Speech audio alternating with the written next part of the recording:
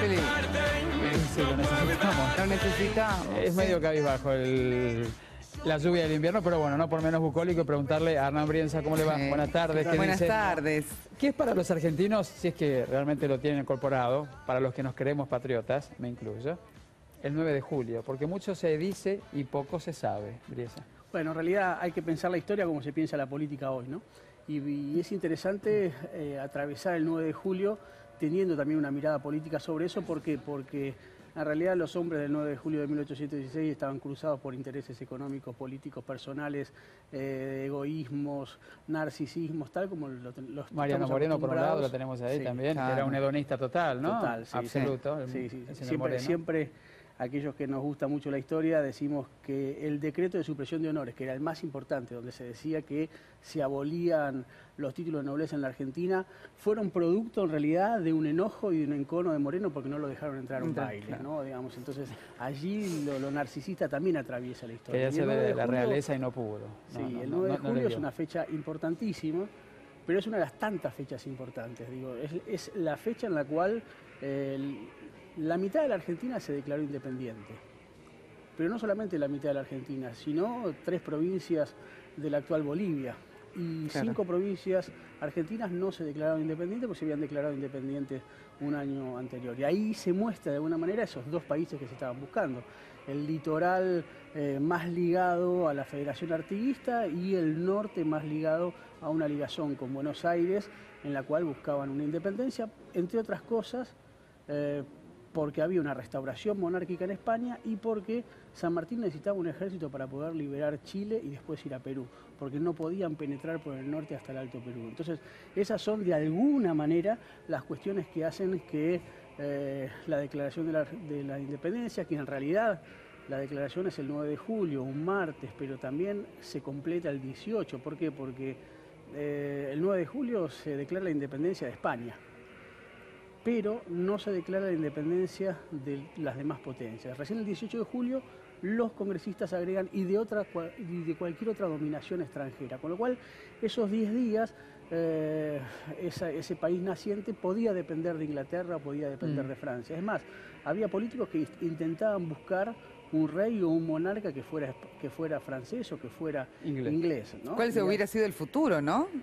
Y es difícil saberlo, Claro, ¿no? Digamos. qué raro. Tenemos una colonia inglesa. Qué raro. O Sí, francesa. o francesa. Bueno, uno podría decir el imperio francés de México como terminó, ¿no? Que fueron muy pocos Claro. años y terminó con el fusilamiento de Maximiliano, De que era el Maximiliano emperador y Carlota. francés, ¿no? Claro. Sí. Por lo tanto, esos ensayos o esas experiencias monárquicas posteriores a las revoluciones nunca fueron demasiado felices. Que de hecho había una comunicación intrínseca en lo que sucedió en México con lo que sucedió aquí en la Argentina. Por un lado, un Maximiliano que quería ser el omnipotente junto a Carlota, su mujer y demás, y después aquí en Argentina todos estos criollos que no querían dejar de ser de la realeza, como el mismo Moreno, que también luchaba Sí, por eso. y pensar también el proyecto de San Martín de Belgrano, ¿no? Que quiso un rey inca, no quiso cualquier rey. El rey inca es una repetición, inca significa rey en su propia lengua, ¿no? Pero ellos querían que el hermano de Túpac Amaru II, el que fue descuartizado en la Plaza del Cusco, fuera el rey de una Sudamérica unida. Un rey, ¿no? Sí, Claro. allí es interesante lo que plantean tanto San Martín como Belgrano, porque dicen, la unidad de estas repúblicas solamente las puede garantizar un hijo de la tierra, y eligen no a cualquier representante de los pueblos originarios, sino al hermano del hombre que había sido descuartizado por la realeza española, ¿no? Por la monarquía española. Ahí hay un proyecto político diferente, donde querían obviamente una monarquía republicana, ¿no? Si hubiéramos seguido por ese camino, haciendo un poco de futuro, ¿no? Si hubiéramos seguido por ese camino, ¿en qué lugar estaríamos ahora? Habría que pensar, habría que hacer una comparación con qué pasó con Brasil, ¿no? Que siguió siendo una monarquía, se separó, el hijo del padre se separó. De Orleans Braganza, de hecho, ¿no? Pero De la quedaron familia siguiendo real. ser un imperio brasileño hasta tardíamente el siglo XIX. Y ahí uno podría decir que la vocación imperial de Brasil hizo un país mucho más ambicioso que las pequeñas republiquetas en las cuales se fue dividiendo lo que después fueron Argentina, Uruguay, Paraguay, Bolivia, Chile. De hecho, ¿no? aún en el Brasil existe la familia real, Sí. bueno, que viene de los Orleán Braganza, pero que están allí todavía en una pequeña isla. Sí. Sí, sí. Y preguntarle lo que pasó allí en Hamburgo, ¿no? Con el presidente Macri junto a la Fragata Libertad. ¿De qué manera se festejó allí la independencia, a sus ojos? Sí, a mí me da la impresión de que el gobierno actual no tiene un gran interés por la revisión histórica o por el reconocimiento del pasado, ¿no? El año pasado habló de la angustia de los próceres por separarse de España, que a mí me da la impresión que obviamente cualquier hombre que emprende tamaña empresa se tiene que sentir angustiado, pero ahí lo que marca es la angustia por la separación de los poderes centrales de la época, ¿no? Y yo creo que el 9 de julio, que marca justamente la separación de esos poderes centrales, hay como un desgano en ese festejo por parte del gobierno nacional. Y me parece que este año... ¿Falta de patriotismo? No, yo Okay. no sería tan duro. A mí me parece Ajá. que hay que evitar ese tipo de durezas en el discurso.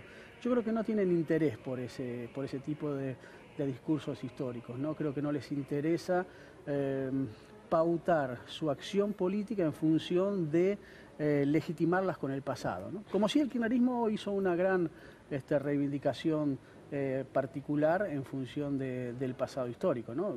Uno podría pensar que el kirchnerismo tuvo una política sobre el pasado que no la tiene el gobierno de Mauricio Macri, ¿no? Claro, ahora lo que sí hay que destacar, por ejemplo, es que salvo 25 de mayo, que estuvo aquí en la Catedral Metropolitana, Sí, de sí. todas maneras, este 9 de julio, más allá de la cumbre del G20, que obviamente lo obligaba a estar en Alemania, no podía estar en otro lugar, tendría que haber hecho otro tipo de referencia, otro tipo de discurso, no sé. Yo creo que estas son las fechas en las cuales a los argentinos nos sirve para sentirnos orgullosos de nosotros mismos. Cuando desde el Estado no asume esa fiesta como un lugar de encuentro, como un lugar de festejo sobre nuestra propia identidad, lo que hace de alguna manera es quitarle precio, quitarle valor a esa importancia que para la comunidad tiene el pasado, ¿no? Claro, De hecho, como el 24 de marzo, por ejemplo. Sí, totalmente. Bueno, la vicepresidenta Miquete viajó anoche a Tucumán, vivió la vigilia en la provincia y fue parte del Te Deum que se organizó para allá y luego vino acá a la Argentina, a Buenos Aires, perdón. Pero sí, acto fallido. Pero preguntarle justamente dentro de lo que es la concepción del político, ¿no? El político actual, de estas eras, con los anteriores. Y voy a caer en lo que vos preguntaste, ¿no? Lo que es el sentimiento de la patria, ser patriótico, ¿no? Llevarlo Sí. adelante. ¿Está vigente o no está vigente? Yo creo que tienen menos, ¿O es distinto? creo que tienen menos importancia por los discursos nacionales y por los discursos de la patria que otras élites políticas, digamos. Yo creo que no tienen un sentido de comunidad y no tienen un sentido de totalidad que debieran tener algunos políticos, que debieran tener la dirigencia política. En ese sentido, a mí me parece que les falta sustancia nacional, ¿no? Lo que Aldo Ferrer llamaba densidad nacional. Yo creo que el macrismo es una élite con muy poca densidad nacional. Ustedes pueden llamarlo con menor patriotismo, pero creo que para no ser tan belicoso, creo Sí, que tan les falta drástico, densidad nacional, ¿no? No tienen interés por lo nacional. Quizás creo que tienen interés por otros discursos, como la modernización, como la recreación de riqueza, como la apropiación de riqueza, permítanme que sea un poco maligno en este análisis. Creo que les interesa más la apropiación de riquezas como grupo político que los discursos nacionales o los discursos colectivos.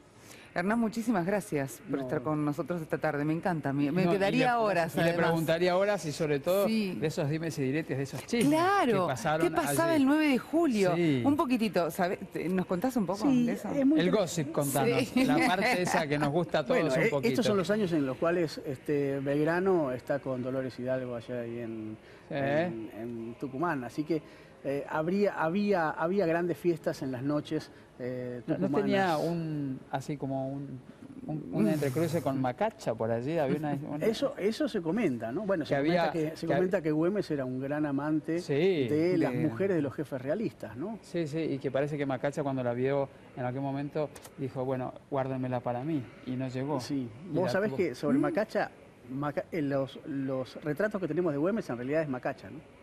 Sí, porque no hay registros pictóricos de Güemes, es cierto, es tal cual, es cierto. Lo que sí es interesante en lo que pasa el 9 de julio respecto de los intereses, ¿no? La cantidad de congresistas que querían buscar reyes, ya sea ingleses o franceses en esa época, y la pelea por los intereses económicos de si mandaba a Buenos Aires o mandaba al interior, allí son muy parecidos a los intereses que todavía hoy están atravesando la política y la historia argentina. Y bueno, la columna vertebral del país continúa siendo exactamente la misma, de eso no lo podemos modificar. Podemos abrir ahí el plano para Güemes, a ver de ese hombre que estamos viendo allí, las imágenes. Ah, no, si lo teníamos, por favor, porque preguntarle justamente la aparición del gaucho, ¿no? Que tanto se habla de la aparición del gaucho aquí en la Argentina. Es muy interesante pensar, el gaucho es el hombre que llevó adelante la guerra por la independencia, ¿no? Sí.